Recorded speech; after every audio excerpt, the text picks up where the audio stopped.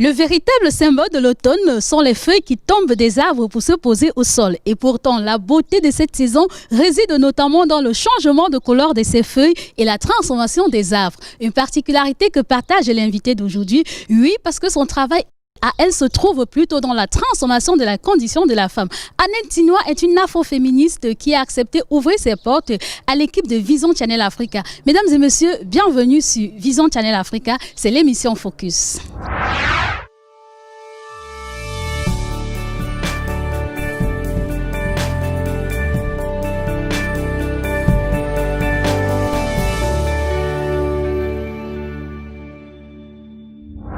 De son vrai nom, Annette Fopin-Tinois, celle que l'on appelle affectueusement Maman Annette, est en réalité un bon bout de femme dont l'engagement et la détermination sont les caractéristiques premières. J'arrive en Belgique en 1999.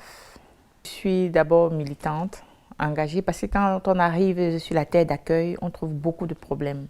Originaire du Cameroun, Annette est entrepreneure et écrivaine, auteure du livre Roméo et Bineta publié en février 2017 aux éditions Saint-Honoré. L'héroïne, elle voyage, elle arrive en Europe, elle est dans un couple mixte. Et là se posent encore d'autres problèmes. D'abord le problème de l'intégration, le problème de la double culture qui détermine la mixité culturelle dans un couple. Donc on voit que les stéréotypes. Je ne crois pas que Roméo, qui est le mari de Bineta, est raciste. Mais il est tellement influencé par les stéréotypes qui met un peu en péril leur vie de couple.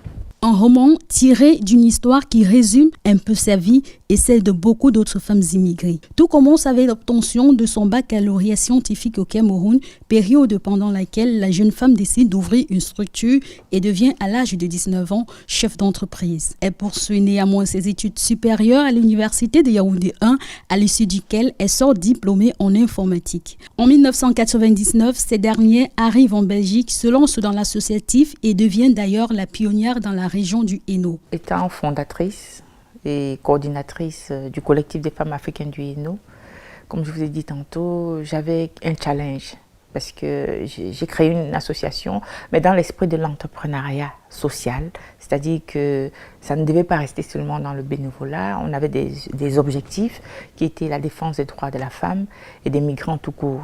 Elle coordonnera plusieurs événements à caractère culturel à l'instar de l'Africulture. Secrétaire du réseau international des femmes afrodescendantes, Annette obtiendra en 2014 le prix Femme de l'année décerné par le Sénat belge. La façon dont on décrivait la femme noire n'était pas vraiment élogieuse pour nous. Vous savez que toutes les femmes noires ne sont pas des Safi, ne sont pas des Isabelle, dont les femmes qui vont coucher avec n'importe qui pour de l'argent ou pour je ne sais pas trop quoi. Et toutes les femmes noires ne sont pas des mamies ou des matriarches qui castrent les hommes. Donc voilà, ce sont des thèmes que nous devons combattre. Parce qu'à force, ces stéréotypes-là, à force de perdurer, ils sont devenus des profils que recherchent parfois des médias ou l'industrie cinématographique.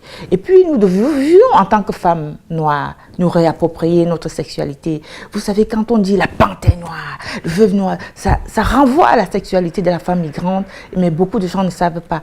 Parce que vous savez que vous voyez tous nos mannequins que l'on définit comme panthère, comme tigre, comme animal, ça renvoie à la sauvagerie de l'Africain comme défini, comme stéréotype. Se définissant comme une afroféministe accomplie, elle déplore néanmoins l'image véhiculée par certains compatriotes camerounais de la diaspora. Maintenant, je réalise que nous n'entrons plus dans le cahier des charges de ce que proposent les activités culturelles des Africains ici, en Europe et en Belgique. C'est-à-dire qu'on vend les rêves aux enfants.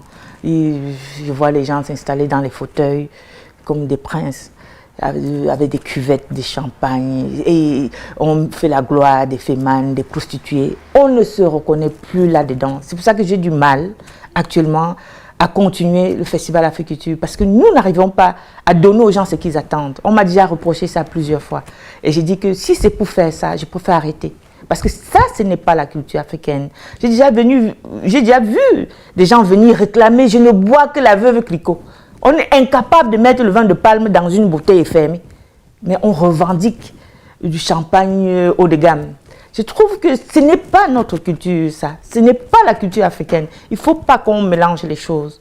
Aujourd'hui, la femme à plusieurs casquettes a finalement décidé de prendre un peu de recul afin de mieux cerner les questions qui lui sont propres. L'idée étant relativement motivée, nous nous souhaitons tout de même beaucoup de courage et surtout bon vent pour la suite.